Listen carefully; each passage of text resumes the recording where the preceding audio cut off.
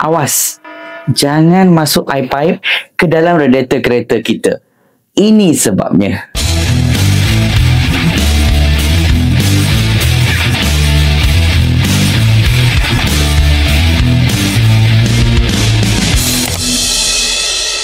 Hai semua, dalam video kali ni saya nak kongsikan kesilapan biasa yang ramai orang buat, iaitu top up air pipe ke dalam radiator kereta. Nampak macam simple je kan? Tapi kesilapan ni boleh menyebabkan anda rugi beratus-ratus ataupun beribu-ribu ringgit. Mesti ramai yang fikirkan, alah, air je pun, apa bezanya? Sebenarnya air pipe ini mengandungi klorin, mineral ataupun bahan tercemar yang boleh menyebabkan sistem radiator kereta kita ni berkarat. Apabila radiator kereta kita tersumbat, perkara ini boleh menyebabkan water temperature kita akan naik dan lagi teruk. Kereta kita boleh berlaku overheat ataupun gasket kita boleh terbakar. Sebenarnya untuk kereta-kereta moden ni, radiator telah direka untuk berfungsi dengan menggunakan coolant, bukan dengan menggunakan air pipe.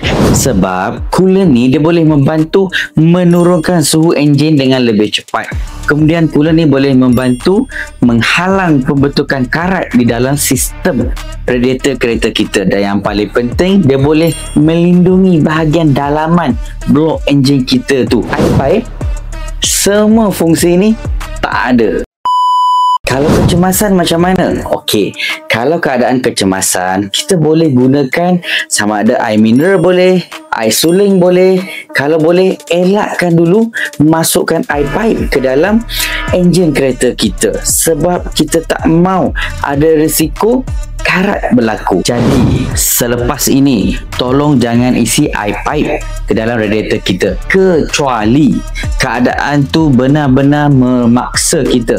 Maksudnya memang tak ada pilihan yang lain dah. Bila kita jaga radiator dengan baik, duit kita akan jimat, enjin kita pun akan tahan dengan lebih lama. Kalau video ini boleh membantu anda, jangan lupa like, share dan subscribe untuk video seterusnya.